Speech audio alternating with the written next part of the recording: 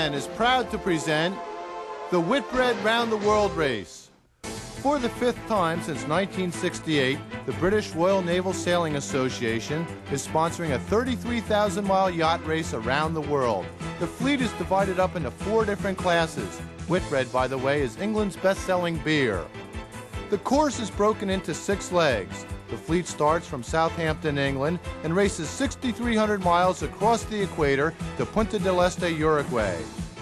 At 7,650 miles, the second leg is the longest. The boats race in the Southern Ocean, where there is no landmass to hinder the wind. The sailors must avoid icebergs from Antarctica and endure intense cold. But the next port is sunny Fremantle, Western Australia, the host of the 1987 America's Cup races. From Fremantle, it's only 3,500 miles to Auckland, New Zealand, the city that proudly calls itself the City of Sails. From Auckland, it's another 6,200 miles past the infamous Cape Horn, the windiest point in the world, and back to Punta del Este. For the first time in the 21-year history of the race, the fleet will stop in the United States at Fort Lauderdale, Florida in April. The final leg is a sprint, sailing with the Gulf Stream to the finish line in the Solent, where it all began. Can you imagine racing around the world in a sailboat? In the America's Cup, the races only last 3 or 4 hours at a time, but each of the 6 legs in the Whitbread Around the World race lasts between 20 and 35 days. Many of these teams are highly organized with unlimited budgets and spend 2 years training for this race, while other sailors are forced to pay their own way and they struggle for every sponsorship dollar. We're going to be aboard each of the 23 yachts in this race and witness some of the toughest sailing conditions this planet has to offer. This race is the ultimate challenge of man against man, as well as man against the sea. A team from Switzerland met that challenge under the leadership of Pierre Fellman and won the last Whitbread. His new boat is named Merit. But while the Swiss had a lot to celebrate, there is a strong challenge from New Zealand, a new boat named Steinlager. She's an innovative yacht designed by Bruce Farr, featuring a ketch rig with 2 masts. Her skipper is Peter Blake, the only person to have sailed in every round-the-world race to date. The Card is also a ketch. She was built in the United States and is being sailed by a Swedish crew. For the first time, there is an entry from the Soviet Union. The boat is named Fazizi. And also for the first time, there is an all-women's crew. Maiden has high hopes of not only completing the race, but finishing well under her skipper, 28-year-old Tracy Edwards. There are 23 boats in all from the United Kingdom, France, Finland, New Zealand, Italy, Spain, Belgium, and West Germany. There's no American boats, but 10 Americans are sailing in this race.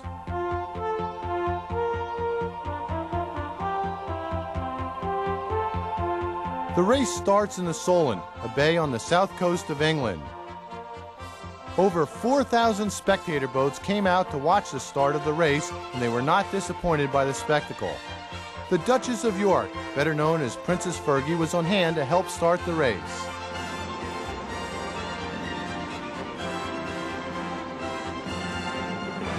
Five, 4, 3, 2, 1.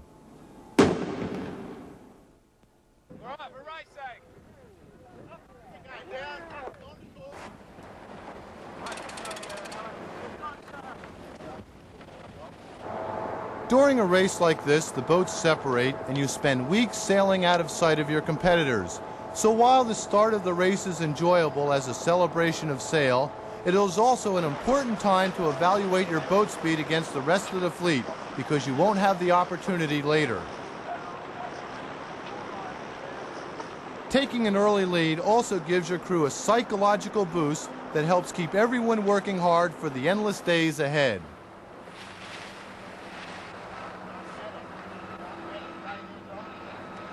The first 2 boats out of the gate were Steinlager at the top, Fortuna Light, followed by Fazizi and Fisher and Paykel. The boats were sailing fast, and it was tough for the spectator fleet to keep up.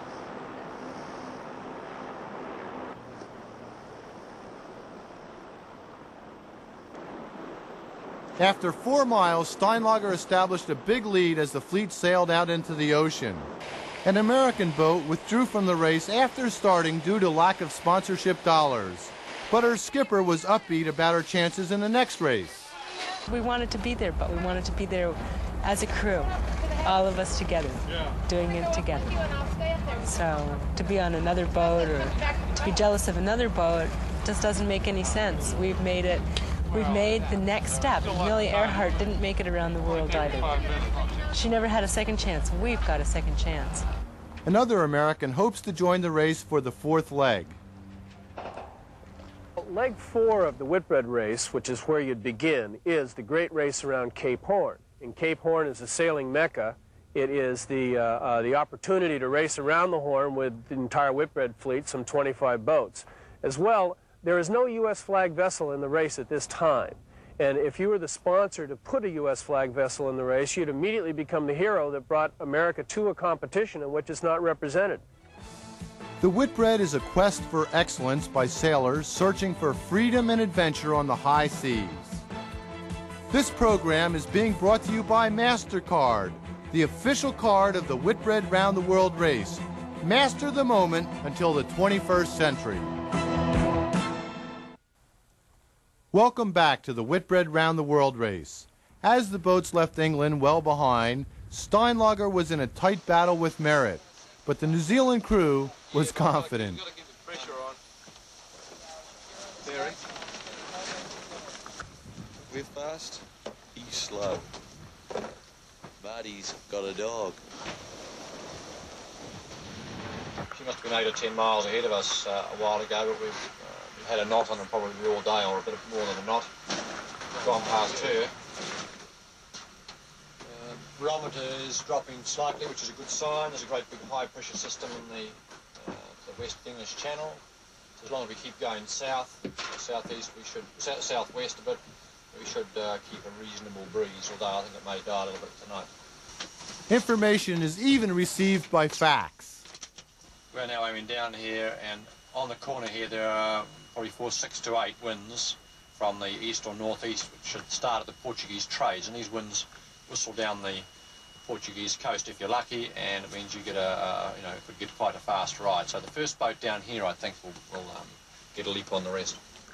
The wind increased as Blake predicted, and Steinlager sailed at 18 miles per hour.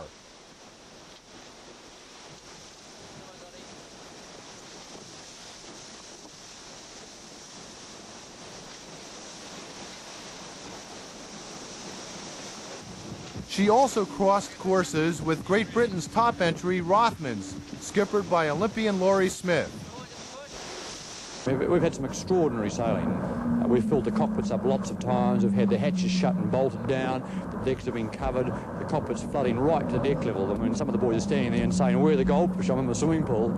And here we go. Whammo! It's in the green room. There's just spray everywhere. And this thing is just howling down the seas, just like the Southern Ocean is going to be, but handling beautifully, really. The Card was also being well sailed. Her navigator, Bill Bawenga from Newport, Rhode Island, made use of modern technology to find the best wind. Provides us with a weather satellite receiver, which is pretty leading-edge technology. It's very interesting. It gets infrared information on like current analysis as well as cloud analysis, and so you can tell where the thunderheads are and where the fronts and the centers of the lows and so forth. The navigator's room looks like something out of the space shuttle. In fact, many of these instruments are the same that NASA uses, but the trick is to use them correctly. We use a lot of computers. We have 2 separate computer systems, one for our performance analysis and one for weather routing. We get weather maps transmitted, and the weather routing system tells us the quickest way to go with that weather. We have a satellite weather receiver where we actually get live photographs like the 5 o'clock news. We see the weather for 1,000 miles around the boat 4 times a day from a live photograph. We can send telex, we can talk on the radio, we have radar, satellite navigation that tells us where we are virtually all day, every day. The key to winning the Whitbread is matching your boat design to the average anticipated wind conditions. Sloops with one mast have been winning since the 1973 race. But 3 new boats, all FAR designs, feature 2 masts, giving the boat plenty of power, but there are trade-offs. The problem is harnessing the power. Too much could cause the boat to lose control. It can be dangerous, and sails can rip. As the boats raced closer to the equator, the weather turned warmer, and the crews changed gears frequently, setting different sails. Getting the most speed out of the boats kept everyone on their toes.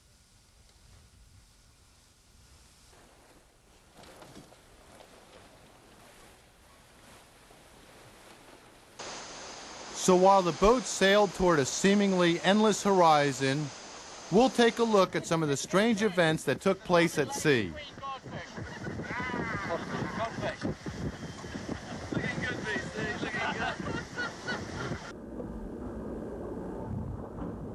Welcome back on board Steinlager, pounding in heavy seas as she sails to windward in the Whitbread Round the World race. It's hard moving around the boat in these conditions. It takes a lot of energy to perform the easiest tasks. You never know when something might break or tear a sail.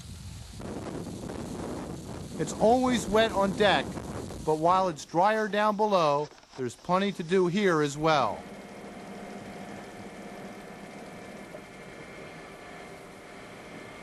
The best cheese sandwich I've had all day. I've had all month. But it's the only cheese sandwich I've had all month. It's irrelevant. 4,000 miles away from land, it's up to the boat's medical officer to give a typhus shot. The favorite time was sleeping, and after 6 hours on deck, the crew earned their rest. On a nice day, there is time for a game of chess.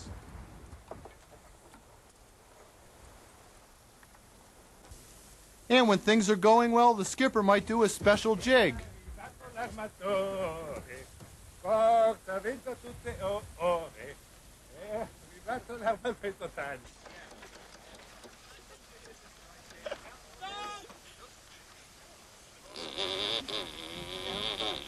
Give him the green flash in the background. Green flash, it's the green flash you see when the sun just disappears under the horizon. Every yachtsman has seen it many times in his life. Brushing your teeth is important, but with salt water, you can see why this crew is catching rainwater on their sails. And it can be frustrating trying to repair the mainsail in light winds. For Magnus Olsen on the card, word is received that he's the father of a new son.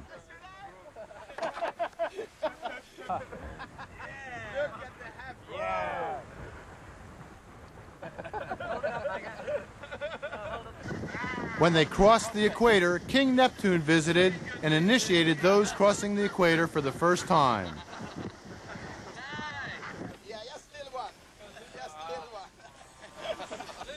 The broth looks delicious.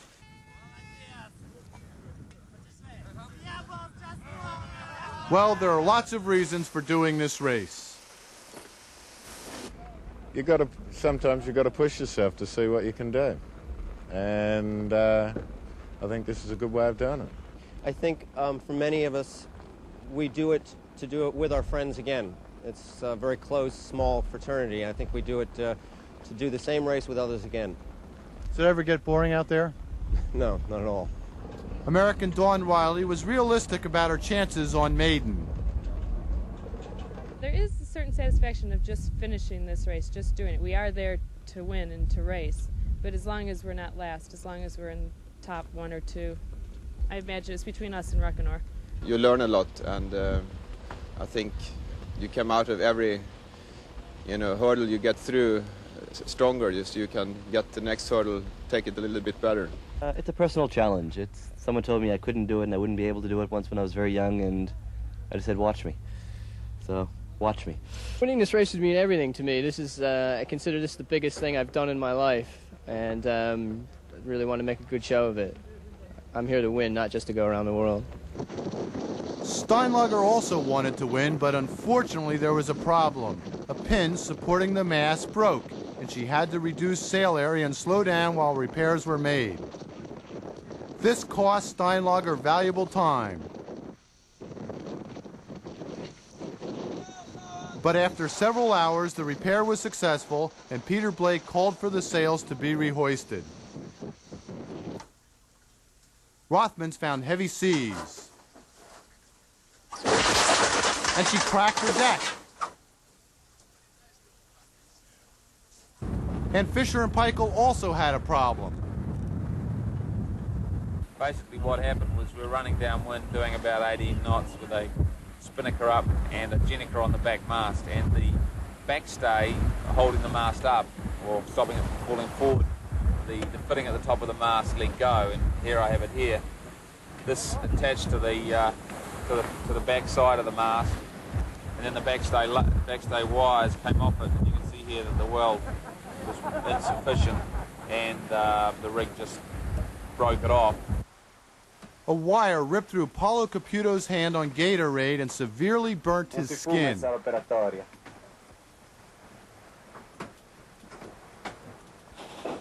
Another crew received stitches in his foot. Well, Paulo certainly put on a brave face after that.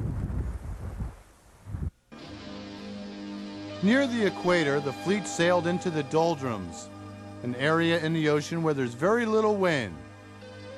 But while the boat sailed slowly, there was still plenty to see.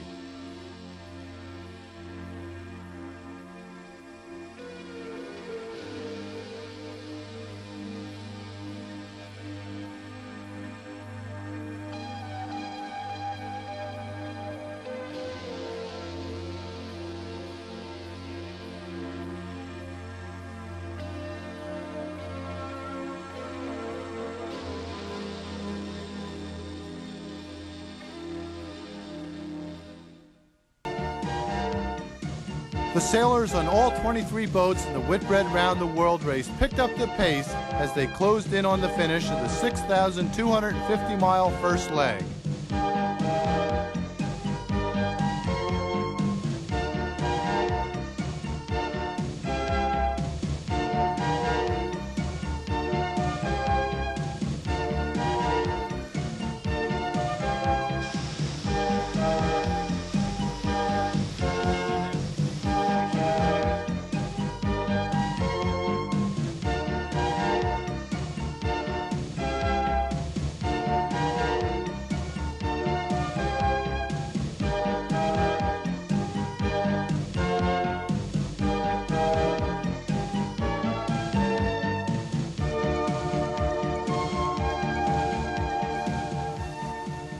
As the sun set in the west, everyone got the report that one boat was close. And that boat ended up being Steinlager. She had sailed well and reached the finish line first. Immediately, she was awarded the Beefeater Trophy, which is awarded to the first boat in each leg. Peter Blake was enthused about the ride. A few times we got caught with everything up in 38 knots of wind, and the speedo just sitting solid on 18 knots, solid. And that's going pretty fast. 11 hours later, Merritt crossed the line in second place. A good finish, but the skipper, Pierre Feldman, seemed worried about the prospects for the rest of the Round the World race. And I think to beat Steinlager, they have to break some things. Fisher and Peichel finished third, and Rothmans was fourth. The card placed fifth, and Magnus Olsson had some special pictures waiting. Pretty exciting, and I'm very happy. And I just saw pictures, and I almost broke down. It was too touching. It was nice, really great, fantastic. So I'm going to go home now after a week here and see what it's all about. That sounds fantastic. So the standings for the first leg: Steinlager first, Merritt second, Fisher and Peichel third, Rothmans fourth, the card fifth, Fazizi sixth.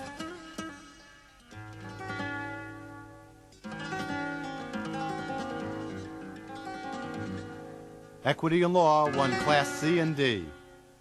And Crichton's was first in the cruising class. Punta del Este in English means point east. This is the first time the race has stopped in this fabulous South American resort, and the crews will return here in March.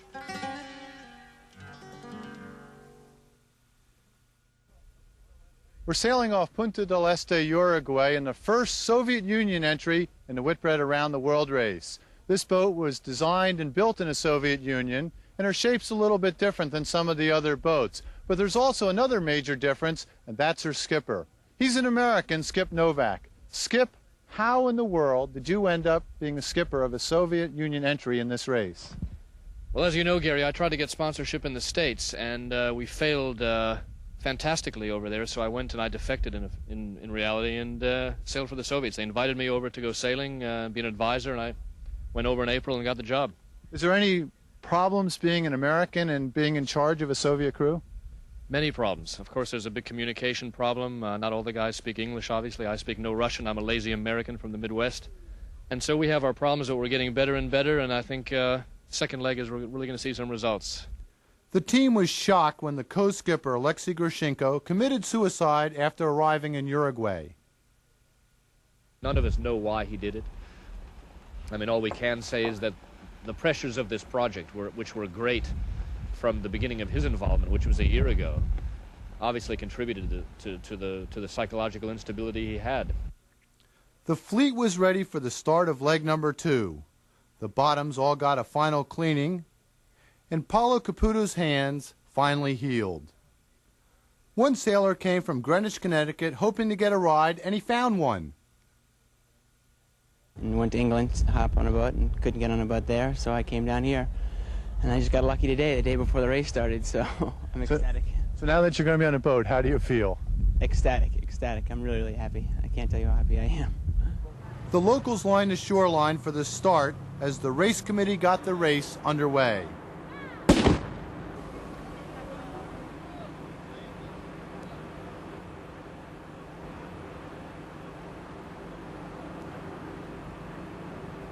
The first boat off the line is named La Poste. It is sponsored by the French Postal Service, and the entire crew are post office workers. Unfortunately, Fisher and Peichel jumped the gun and had to sail back to the line and restart. It cost her about 10 minutes, a real psychological letdown. But once again, Steinlager jumped out to an early lead. Well, after 3 weeks of rest and preparation, the crews are off now in the second leg of the Whitbread Around the World race as they sail into the Southern Ocean, an area known as the Screaming 50s. These crews are going to have to endure hurricane-strength winds, avoid icebergs, and sail in intense cold. But they're all going to be rewarded when they sail into Fremantle, Western Australia for the finish, a city that captured the world's imagination during the 1987 America's Cup. And we're going to be there, and I hope you're there with us as we present the second leg of the Whitbread Around the World race on January 13th at 9:30 p.m. Eastern. Thanks for being with us, everybody.